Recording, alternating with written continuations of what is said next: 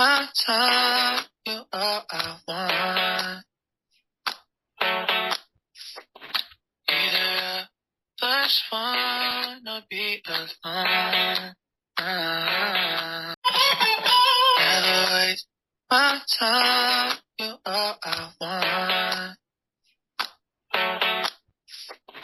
Either a first one or be alone. Welcome to the Nation Tech Trends of the podcast, where we decode the future, spotlight African innovations, and amplify your voices that are shaping Africa's digital future. I'm your host, Wogekile. If you've just joined us now, you are listening to the Nation Tech Trends Africa podcast, where future speaks African. Today, we are joined, as I said, we are joined by a special guest.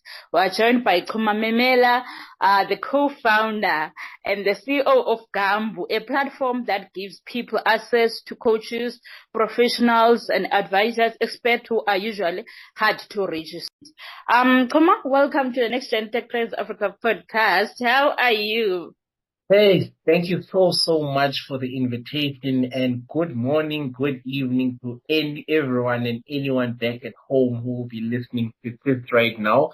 And thank you so much for inviting me. I've been looking forward to it, and you know that I'm very passionate about this field. So it's such a great honor to come and discuss such topics. Absolutely. Tell us, how, who is Chuma? Because, I know many people don't know. And this podcast, there are many people are listening to it across the continent. So, can you just tell us briefly who's Chuma and, what inspired you to start, the Genius AI, for where entrepreneurs you show entrepreneurs how to use AI tools. And yeah, we know that you are also pursuing masters focused on the fintech, and there are a lot of development when it comes to fintech. So yeah, can you please just tell us more? Awesome. So I wear a lot of hats, much like yourself, but here not as many as yours. I like to describe myself using 3 titles, right? I consider myself to be an entrepreneur, an AI advocate, and a speaker. And that's how I like to box myself in professional challenges. And I think also part of the reason why I'm in the AI space is that I'm quite an inquisitive person. So I think that's how I would describe myself, both professionally, but also who I am as a person. And to your second question, how did I go about conceptualizing Genius AI? So the whole AI thing started off in my 3rd year. I come from an economics background, so I've always been in commerce, but economics was my first love. And around my 3rd year in university, I started to see where the world is moving, and I said, hey, it looks like everything is going tech. And I had always convinced myself that I'm not necessarily a tech guy. I said, let me take this leap of faith and go and do my honors in information systems. And that's where I really got exposed into the field of artificial intelligence and tech. And at that time, I thought I was into data analysis and business analysis, and of which that provided a good foundation. But when ChatGPT came out, that really blew my mind. Just how much AI changed how I did work, how I wrote documents, the way it provided information so quickly. I was very fascinated, and I was one of those people who started using ChatGPT within the first month of its release. Me being a teacher by nature, because I've been a lecturer and I've always considered myself to be a teacher, I started to put together programs, to say, look, you can actually group these tools together and deliver this as a workshop.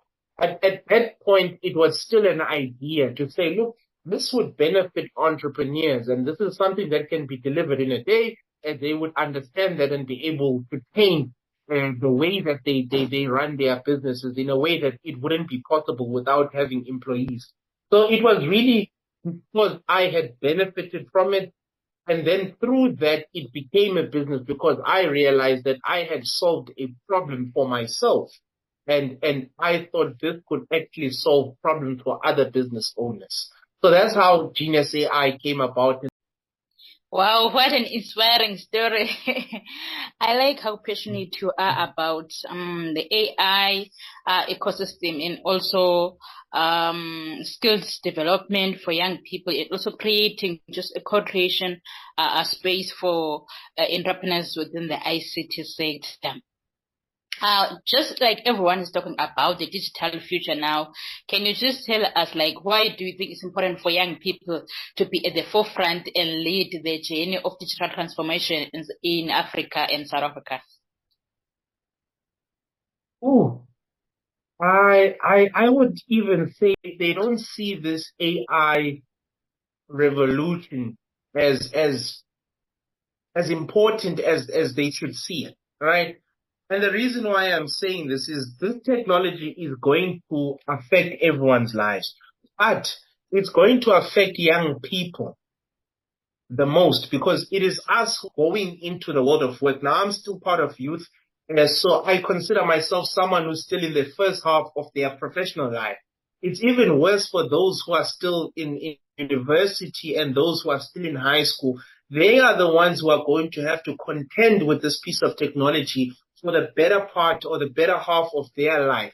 So I think it's important that one upskills themselves because without those skills, you will not be valuable in the marketplace. Number two, you're not going to be able to survive in this world that we're moving in because we're opening up your business. Can you tell me, like, what challenges did you face as an entrepreneur? Okay. Thank you so much for that question, my sister. I think any entrepreneur would tell you that to the beginning is always the worst. We're opening up your business. Can you tell me, like, what challenges did you face as an entrepreneur? Okay. Thank you so much for that question, my sister. I think those are the top three challenges that I experienced, and of course the latter being the biggest one. Absolutely. I think many young entrepreneurs or entrepreneurs within the ICT sector also relate to your story. Lastly, can you just tell us, like, what is your opinion when it regards to AI youth ecosystem? Like, why do you think we need to have a strong, sustainable, and also vibrant AI youth ecosystem? Awesome. Well, with regards to Africa, you touched on it a little bit there, and I think you encompassed it quite well.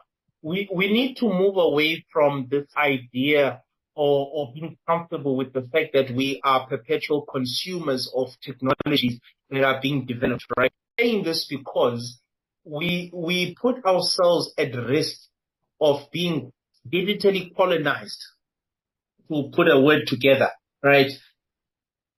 I think it's particularly important that going into the future, we develop our own solutions. And it's partly the reason why I'm so appreciative of what the Chinese have done, which is to open source a lot of these technologies because data has become the new oil. And so has AI become the new oil. So it's not the person with the biggest guns in the future who's going to have all of the power. It's the person who has the best technology and has access to all of the data. That's why it's so important that we have our own homegrown solutions. But unless we get young people involved within that space, we will not have a youth-focused AI ecosystem or it. And we both know that Africa has the largest population of young people. But the question is, how do we utilize them so that we can build this AI ecosystem? And I think to maybe add on to something that you didn't ask is it's the skills development. It starts at the skills level. And that means upskilling teachers first and foremost, because it's them that have to impart that knowledge and those skills onto young people so that they come through now the educational system and the world of work having taught those skills and not having them having to go find out about it when they are already in the world of work.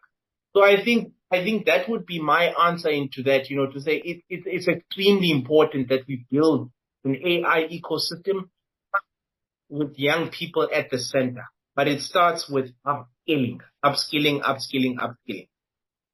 We need, as the African continent, to leverage on Africa's power, which is the young population. We must make sure that people, yes, they have the necessary skills for them to participate in the digital economy, as you mentioned, that like now we're going to the future of works. So we need to make sure that young people are positioned. We need, as the African continent, to leverage on Africa's power, which is the young are positioned well, because we don't want young people to be just observers when other people, young people from other continents, are busy shaping the future of their countries. So yeah, I get you. A position to well, because we don't want young people to be just observers when other people, young people from other continents, are busy shaping the future of their countries.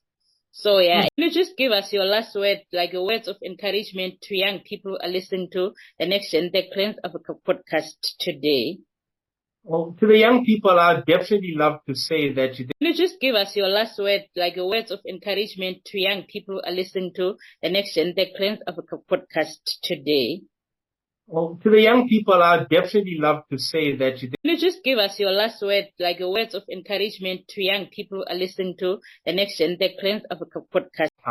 One of the most powerful things artificial intelligence has done for us is that it's made knowledge accessible, which means that there's no single person that has a monopoly on knowledge. Now that means that because you have a smartphone, you have access to so much intelligence, and there's nothing that you can't really learn about from at the tip of your fingertip. And beyond just your typical AI tools, right? We've got your YouTube. I consider YouTube to be a university. It's just that it doesn't come out with a degree and you don't have to write any test. But the kind of knowledge that is out there on YouTube that people are putting out for free is just insane. So there are opportunities within their immediate surroundings that they can solve using AI, using tech. And unless they get the necessary skills for free, they will not be able to spot those opportunities and actually solve those opportunities. And that means, of course, we can create new jobs. Someone from another country will spot that while we are sitting here, and then we'll have to import that solution once again. So I think my parting shot to young people, be curious, have a mentality of being a lifelong learner. And yeah. Wow, that's absolutely, like you're absolutely correct, because like, we need to make sure that, like young people as early adopters of technology, they shouldn't be just consumers. But if we are just going to observe, then we are going to have a problem. Someone like to comment to what you are saying. Someone said, like when I was attending an event at AU, someone said AI is an equalizer, because like information now is just like out there. Like we just need young people to be curious, because like you can access information, you can access opportunities like everywhere. Like now we live in an information age, and then young people need to take advantage of that and leverage on those opportunities. No, 100%, 100%, Bongakila, 100%, you know. AI is the ultimate equalizer and make devices accessible to people, because those tools used to be the barrier. They used to be the barrier, but now with the whole world's intelligence being accessible through tools like GPT, Google, and so forth, right? The next step is ensuring that we connect everyone to the internet and give them devices to connect. That way, it evens out the playing field. So it's a really great opportunity. I mean, this is, we've never seen this happen in history where the playing field is just being leveled.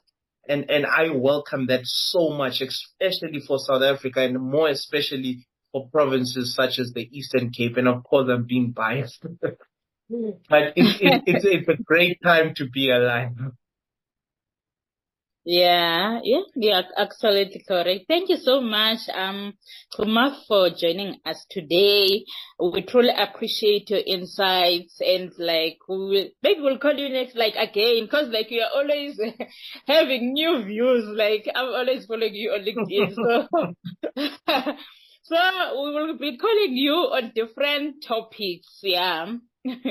No, thank you so much, Pogekile. It was really great, and I'll definitely honor those invitations too. Have a great week going forward. And thank you to everyone at home listening. Thank you to our listeners. If you're inspired, learn something, don't forget to subscribe and like this episode. We are dropping it every Friday. We are dropping an episode, and because we are busy with AI powered series, we are spotlighting 10 African innovators from the Southern Africa. Until next time, stay curious.